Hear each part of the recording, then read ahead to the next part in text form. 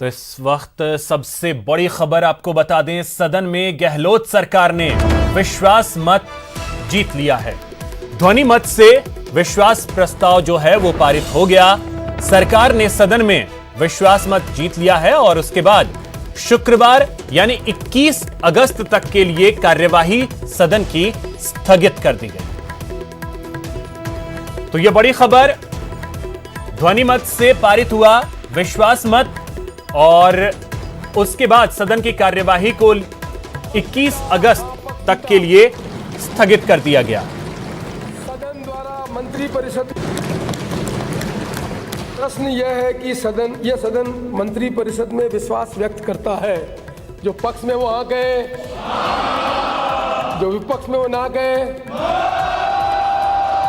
हाँ पक्ष जीता, हाँ पक्ष जीता। सदन द्वारा मंत्रिपरिषद में विश्वास व्यक्त किए जाने का प्रस्ताव स्वीकृत किया गया। सदन की बैठक शुक्रवार 21 अगस्त 2020 के प्रातः 11 बजे तक के लिए स्थगित की गई। 21 शुक्रवार। क्या अदा से बोले थे आप कि कैसे वापस 4 महीने बाद 6 महीने बाद में पुनः कैसे हम षड्यंत्र करें पहले की तरह। वो षड्यंत्र आप लोगों का था, आपकी पार्टी का था, आपकी हाईकमान का था। मुझसे पूछते हो, पूरा देश गवाह है। क्या किया आपकी पार्टी ने अरुणाचल प्रदेश के अंदर? 45 विधायक थे कांग्रेस के, 40 चुरा लिए आप लोगों ने। क्या किया आपने कर्नाटक के अंदर? क्या किया मध्य प्रदेश के अंदर? क्या किया गोवा के अंदर? क्या किया मणिपुर के अंदर? अरे पूरा नंगा नाच हो रहा देश के अंदर, डेमोक्रेसी खतरे में है, उसकी चिंता नहीं आपको। अरे आप जैसा वरिष्ठ नेता है, आपको तो कम से कम चिंता होनी चाहिए। देश में डेमोक्रेसी खतरे में है, उसको स्वीकार करें हम सब लोग मिलकर के, बचाएं उसको। जिस प्रकार देश में राज चल रहा है, 2 लोग राज कर रहे हैं, किसी पूछ हो रही है क्या? अरे अंदर धमेड़े दे रहे हो आप लोग, धमेड़े दे रहे हो आप लोग। आपकी पार्टी ने तो पूरे जाके दिल्ली के अंदर मेंबर पार्लियामेंट बने बैठे हैं, केंद्रीय मंत्री हैं, उनकी क्या स्थिति हो रही है वो पूछ रहा है उनको। किस रूप में देश में राजनीति हो रही है, किस रूप में फैसले हो रहे हैं, कोई सोच सकता है? डेमोक्रेसी यहाँ पर है, चुनी सरकारों को टोपल कर दो, ये डेमोक्रेसी है। षड्यंत्र करके आपने सरकार को बदलने का पूरा प्रयास किया और ऐसा बुगला भगत बन रहे हो आप तो खुद ही, जिसे आपको कुछ मालूम ही नहीं है। अरे 100 चूहे खा के बिल्ली निकली हज को, वो हालात देश में बना दिया आपकी पार्टी ने। परवाह नहीं करी वो पार्टी आपकी। हम सब चिंतित थे, मैं दिल से चिंतित हूँ। मैं 69 साल का हो गया हूँ, 50 साल से राजनीति कर रहा हूँ, 50 साल से। मैंने भी 3 बार केंद्रीय मंत्री रहा, 3 बार प्रदेश अध्यक्ष रहा हूँ, 3 बार मैं एआईसीसी के महामंत्री रहा हूँ और 30 बार आप सबके सहयोग से मैं मुख्यमंत्री हूँ। मैं आज चिंतित हूँ और मैं नहीं हूँ, आप मेरे कई लोग चिंतित होंगे क्योंकि राजनीतिक पार्टी बोलते नहीं है। मैंने पत्र लिख दिया, उसमें आप ऐतराज हो गया। अगर मैं मेरे विधायकगणों को, मैं इस सदन का नेता हूँ, आपने मुझे चुना है, अगर मैं एक डिओ लेटर लिख दूँ इनको, कुछ जरूरी है को मेरी बात को मान के चले। चलिए अब आपको सदन में शायराना वार पलटवार सुनाते हैं। सदन में विश्वास प्रस्ताव पर जवाब देते हुए राजेंद्र राठौड़ ने शहाब जाफरी के शेर से कांग्रेस पर वार किया तो सीएम गहलोत ने उसी शेर से बीजेपी पर पलटवार किया। आप भी सुनिए दोनों नेताओं के बीच वार और पलटवार। मुझे फिराक जलालापुरी का एक शेर याद आ रहा है। मैं शांति जी आपसे ही कहता हूं, तू इधर उधर की बात ना कर, ये बता कि काफिला क्यों लूटा। मुझे रहबरों से गिला नहीं, तेरी रहबरी का सवाल है। राजेंद्र राठौड़ साहब ने कहा तू इधर उधर की बात न कर। मुझे पता नहीं आपका मकसद क्या था, तो मैंने मेरे दोस्त वो पूरा शेर मंगाया है, आपको तो मैं पढ़ के सुना दूं उसको। वो शेर पूरा ये है, तू इधर उधर की बात ना कर, ये बता कि काफिले क्यों लुटे, काफिले क्यों लुटे, ये बता के कारवा लूटा तो एक मिनट, मुझे राजजनों से गरज नहीं, मुझे राजजनों से गरज नहीं, जिन्हें लूट ले उसे गरज नहीं, शिकायत नहीं, तेरी रहबरी का सवाल है, तेरी रहबरी का सवाल है, तू जो नेता बना फिरता है उसका सवाल है तुम्हारा और हमारे माननीय आगे जाने वाले सदस्य के, तुम दोनों का और एक केंद्रीय मंत्री का, तुम्हारी रहबरी का सवाल है कि कारवा क्यों लुटा, आप लोग नेतागिरी कर रहे थे सरकार गिराने के लिए, ये बताओ आप। आगे इसका जवाब है, मैं बताऊं क्यों लुटा, मैं बताऊं काफिला क्यों लुटे। वो जो काफिले का रहबर था, जो लीडर था, वो था राजजनों से मिला हुआ, वो खुद ही मिला हुआ था लुटेरों से, उसे काफिले की फिक्र न थी, उसके काफिले की फिक्र न थी, उसे रह जाने का ही काम था, उसे खुद का काम ही था। धन्यवाद, जय हिंद।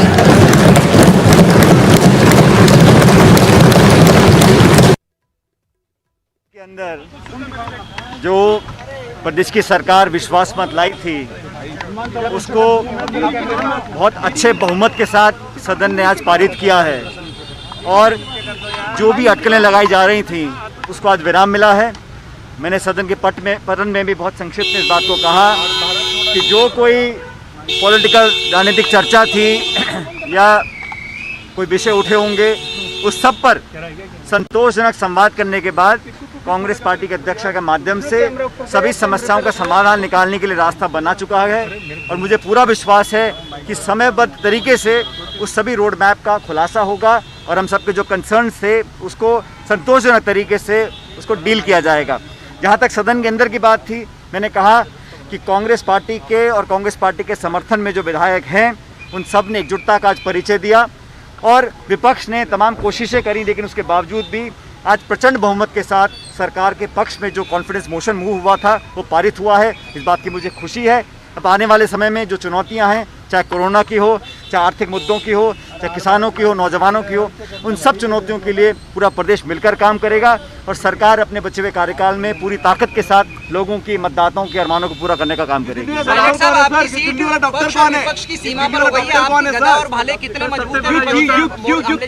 कौन? मुझे लगता है आज पहली बार सदन में कई महीनों के बाद यहाँ पर हम लोग आए और पहले मैं सरकार का हिस्सा था, आज मैं सरकार का पार्ट नहीं हूँ, लेकिन जहाँ पर कोई कहाँ बैठता है महत्वपूर्ण नहीं है, लोगों के दिल और दिमाग में क्या है वो ज़्यादा महत्वपूर्ण है। और सीटिंग अरेंजमेंट स्पीकर महोदय और पार्टी तय करती है, मुझे इस पर कोई टिप्पणी नहीं करनी, लेकिन इतना कहना चाहता हूँ कि जीवन की आखिरी सांस तक मैं इस प्रदेश के लिए समर्पित हूँ।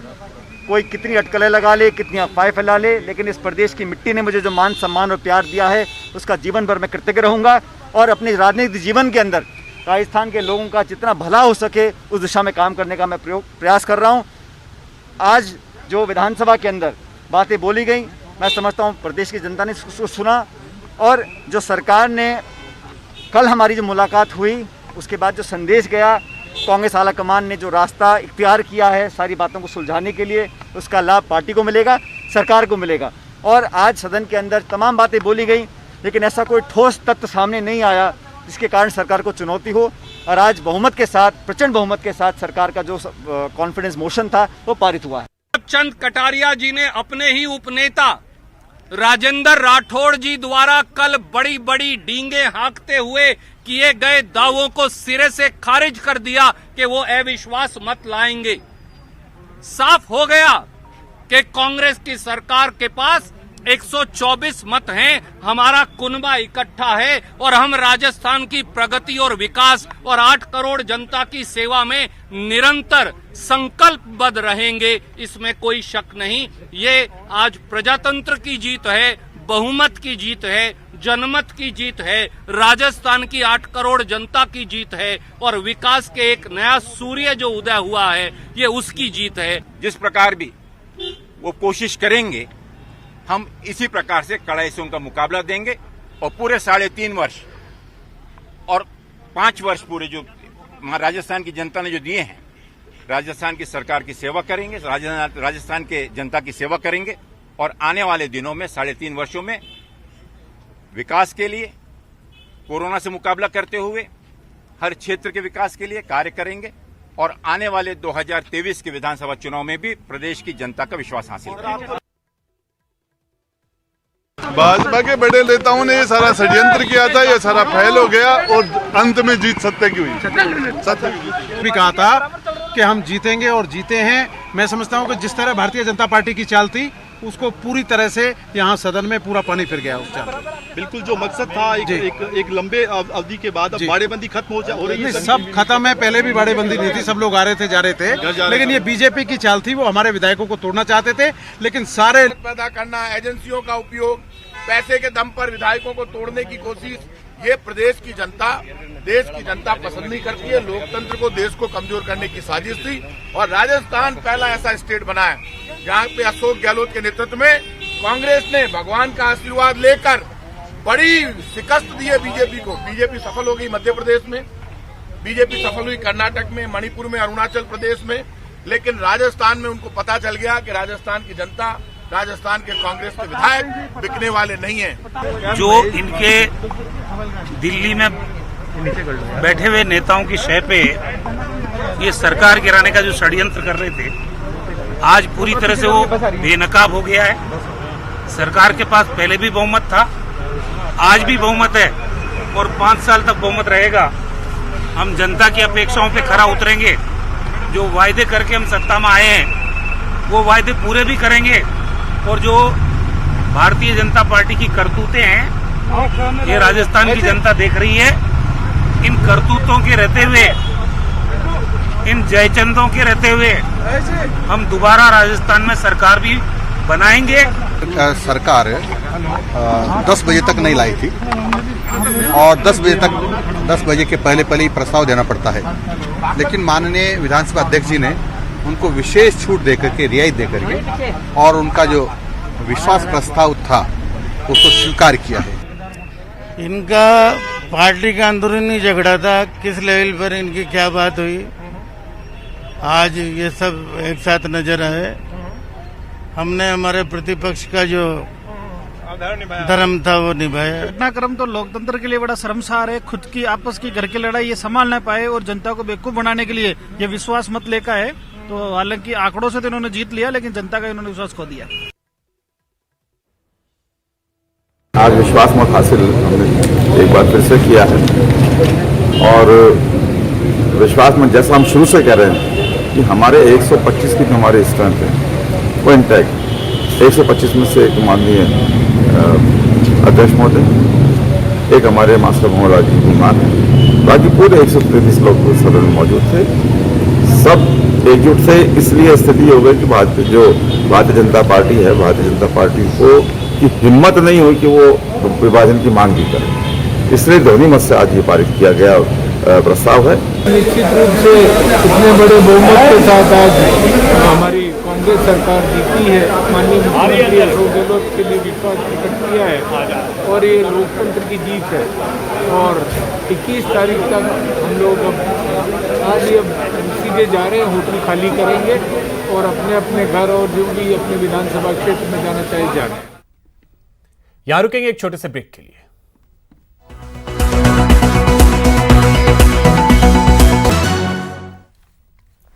ब्रेक के बाद आपका स्वागत है। एक बड़ी खबर आपको बता दें, कानोता बांध में एक बोलेरो गाड़ी जो है वो बह गई है। गाड़ी में 6 लोग सवार हैं। पानी के तेज बहाव में ये 6 लोग बह गए हैं। 3 को निकाला गया, वहीं 3 की मौत हो गई है। तो ये बड़ी खबर आपको बता दें कि 3 लोगों की मौत हो गई है, जबकि 3 लोगों को बचा लिया गया है। कानोता बांध में एक बोलेरो गाड़ी जो है वो बह गई और इसमें 6 लोग सवार थे, जिनमें से 3 लोगों को तो बचा लिया गया, जबकि 3 लोगों की मौत हो गई है।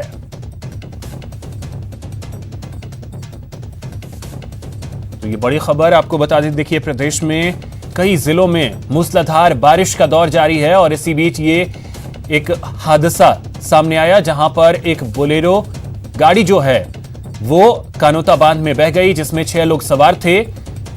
3 लोगों को तो बचा लिया गया, लेकिन 3 लोगों की मौत हो गई।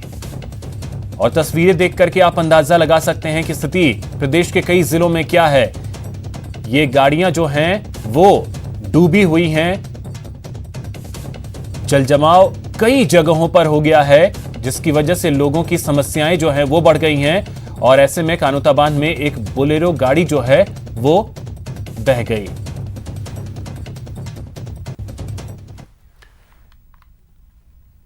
चलिए अब रुख करते हैं अगली खबर की ओर और आपको दिखाते हैं एक वीडियो जिसे देख यकीन मानिए आप चौंक जाएंगे।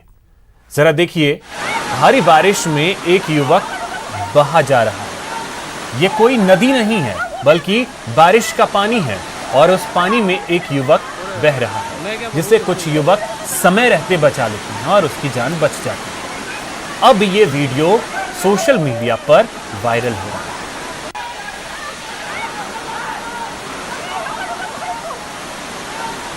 देखिए, ये तस्वीरें जो हैं वो सोशल मीडिया पर वायरल हो रही हैं और ये कोई नदी नहीं है बल्कि ये एक कॉलोनी की सड़क है, जहां पर बारिश का पानी इतनी तेज रफ्तार में बह रहा है और इसी पानी में एक युवक जो है वो बहता हुआ आया और समय रहते यहां पर मौजूद 2 युवकों ने उसे बचा लिया।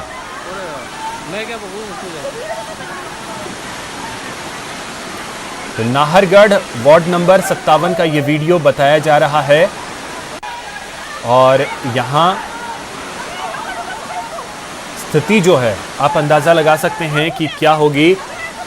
लगातार बारिश का दौर जयपुर समेत प्रदेश के कई जिलों में जारी है। मौसम विभाग ने भी 27 जिलों के लिए अलर्ट जारी किया है और ऐसे में ये तस्वीरें देख करके आप अंदाजा लगा सकते हैं कि कितनी भीषण बारिश जो है वो इस वक्त प्रदेश में हो रही है। हालांकि जो ये वीडियो है वो सोशल मीडिया पर वायरल जरूर हो रहा है, लेकिन न्यूज़ 18 इस वीडियो की पुष्टि नहीं करता है।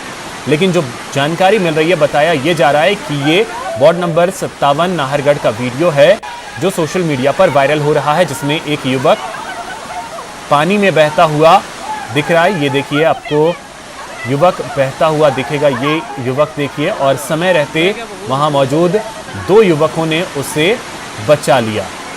देखिए, युवक को खींचा जाता है तो समय रहते इस युवक को बचा लिया गया। वीडियो सोशल मीडिया पर वायरल जरूर हो रहा है।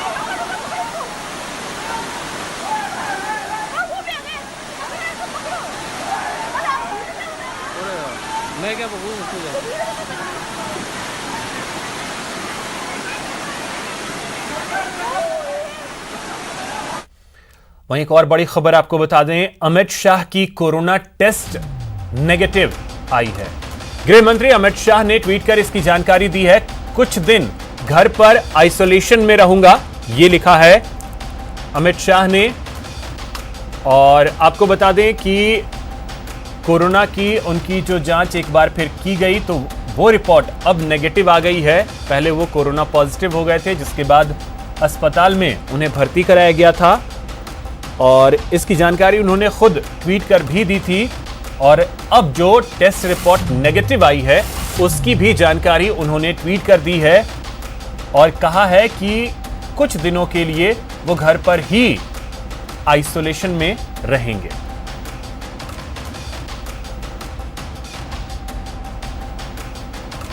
तो अमित शाह ने ट्वीट किया है और लिखा है कि आज मेरी कोरोना टेस्ट रिपोर्ट नेगेटिव आई है।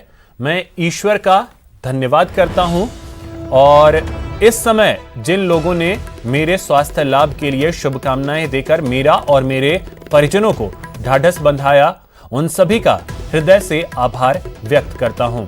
डॉक्टर्स की सलाह पर अभी कुछ और दिनों तक होम आइसोलेशन में रहूंगा। तो ये ट्वीट किया है अमित शाह ने। कोरोना संक्रमण से लड़ने में मेरी मदद करने वाले और मेरा उपचार करने वाले मेदांता अस्पताल के सभी डॉक्टर्स और पैरामेडिकल स्टाफ का भी आभार व्यक्त करता हूं।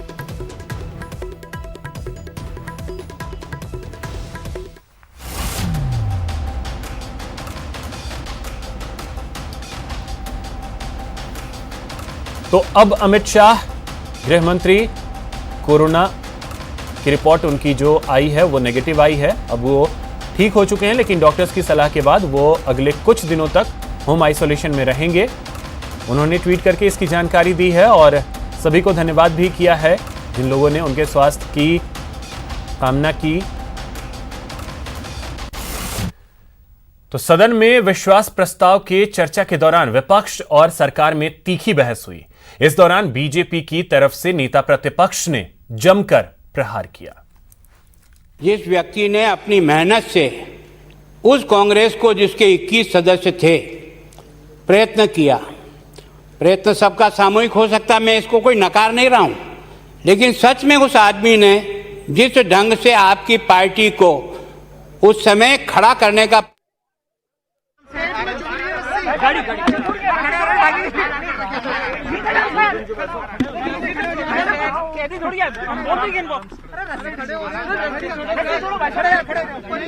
सर ऊपर हो जाओ, सर ऊपर हो जाओ सर, गाड़ी छोड़ो यार बीच के।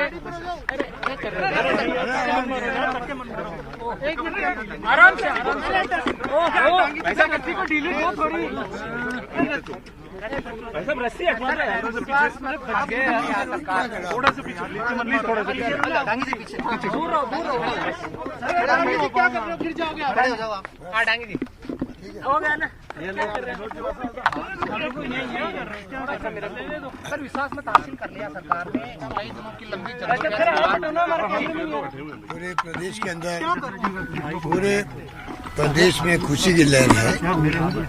लंबे समय से लोग इंतजार कर रहे थे कि जिस प्रकार बीजेपी ने जो कॉन्स्पिरेसी की थी, षड्यंत्र किया था कर्नाटक के अंदर, फिर मध्य प्रदेश के अंदर, उसके पहले के राज्यों के अंदर, आप देखो महाराष्ट्र में क्या हुआ है। तो जो राज्यों में, ये गोवा में, मणिपुर में, अरुणाचल प्रदेश में अंदर, सब जगह इन्होंने ही काम किए। ताज़ा उदाहरण था हमारा मध्य प्रदेश का और कर्नाटका का, वही टैक्टिस अपने यहाँ पर, उस पर पूरी तरह एक्सपोज हो गए लोग। और प्रदेशवासियों की विजय मानता हूँ मैं, कांग्रेस की नीतियों की, कार्यक्रमों के सिद्धांतों की विजय है। और हमारे विधायक जो है 1 महीने से अधिक समय तक जिस रूप में सारे त्योहार छोड़ कर, ईद हो, चाहे वो रक्षाबंधन हो, तीज हो या जन्माष्टमी हो, सबको छोड़ के बैठे रहे, सब लोग एकजुट रहे, उसकी वजह है। और आज जो जिस रूप में बहस हुई है, उससे आपको मालूम पड़ गया कि विपक्ष के पास कहना कुछ था ही नहीं, कोई आर्ग्यूमेंट नहीं थे। और जिस रूप में एक्सपोज हुआ विपक्ष बीजेपी, वो सबके सामने है। और वो समझ गए कि उनका जो प्लान था वो फेल हो गया, बस मेन बात है। सर आगे क्या दिशा रहेगी, क्योंकि अब तो मैं कोरोना की लड़ाई जो लड़ रहे हैं, मैंने उसमें भी कहा है कि जीवन बचाना हमारी जिम्मेवारी है। आज भी कोरोना जो है वो भयंकर महामारी का रूप है, संख्या बढ़ती जा रही है देश के अंदर, प्रदेश के अंदर। चिंता उसकी होनी चाहिए पक्ष विपक्ष को। हम तो रोज वीडियो कॉन्फ्रेंसिंग करते हैं, रोज रिव्यू मीटिंग करते हैं, लगे हुए हैं और सबको साथ लेके चलना चाहते हैं। ऐसे मामले में ना कांग्रेस है ना बीजेपी है, सब मिलके हम कैसे काम करें जैसे कोरोना फैले नहीं। और मृत्यु दर हमने 1% लगभग कर रखी है, जो सबसे कम है देश के अंदर। हम चाहेंगे आगे भी मेंटेन रहे, और भी कम, एक भी मृत्यु क्यों हो। पूरा इंफ्रास्ट्रक्चर बन चुका है राजस्थान के अंदर, पूरी सुविधा यहाँ पर है। सबसे इलाज देश में कहीं हो रहा है तो राजस्थान में हो रहा है, और पूरा देश मान रहा है, WHO मान रहा है, सब मान रहे हैं। तो हम चाहेंगे, पक्ष विपक्ष अपील करना चाहेंगे, तमाम राजनीतिक जो आरोप प्रत्यारोप छोड़ करके अभी एक उद्देश्य रखे, कोरोना का मुकाबला कैसे करें हम लोग।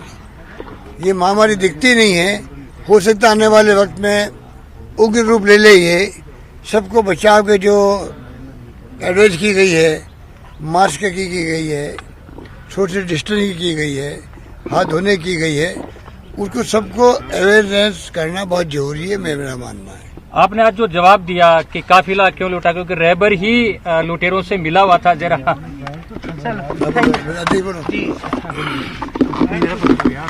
प्रदेश के करोड़ों लोगों की विश्वास की ये जीत हुई है, आराम से भाई, लोकतंत्र जीता है, भाजपा का षड्यंत्र हारा है।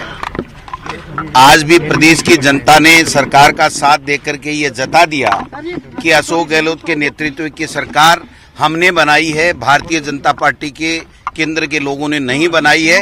ये 5 साल आराम से चलेगी, काम करेगी। और कटारिया जी को और भारतीय जनता पार्टी को अपने 75 लोगों पे भी विश्वास नहीं था, इसलिए उन्होंने डिवीजन की मांग नहीं की। वरना अगर उनके पास 75 लोग पूरे थे तो उनको डिवीजन की मांग करनी चाहिए थी। इससे स्पष्ट हो गया कि उन 75 में भी काफी ऐसे जनप्रतिनिधि हैं जो हमारी सरकार और मुख्यमंत्री के कार्य से संतुष्ट हैं। सर, टीम का इंतजार है अब, क्योंकि आपने जिम्मेदारी संभाली, लेकिन आपकी जो टीम है उसके गठन का इंतजार है, कब तक अब ये जो भारतीय जनता पार्टी का केंद्र का जो षड्यंत्र था वो अब हारा है, लोकतंत्र जीता है। अब इसी काम में जुटेंगे, जनता की सेवा करेंगे और सरकार और संगठन मिल करके जो प्रदेश की जनता ने विश्वास जताया हमारी सरकार के ऊपर, अशोक गहलोत जी के ऊपर, उसमें काम करने में जुटेंगे। टीम भी जल्दी बनाएंगे। कल 15 अगस्त की 15 अगस्त ठीक है अच्छा तीनों ना ठीक है सर, थैंक यू। और पीसीसी चीफ गोविंद सिंह डोटासरा, दोनों को आपने सुना। बीजेपी की साजिश नाकाम हुई है और अब कोरोना के खिलाफ लड़ना है, ये कहा है मुख्यमंत्री अशोक गहलोत ने। सरकार पूरे 5 साल तक चलेगी और आज प्रदेश में खुशी की लहर है। बीजेपी की साजिश नाकाम हो गई है, यह कहना है मुख्यमंत्री अशोक गहलोत और गोविंद सिंह डोटासरा का।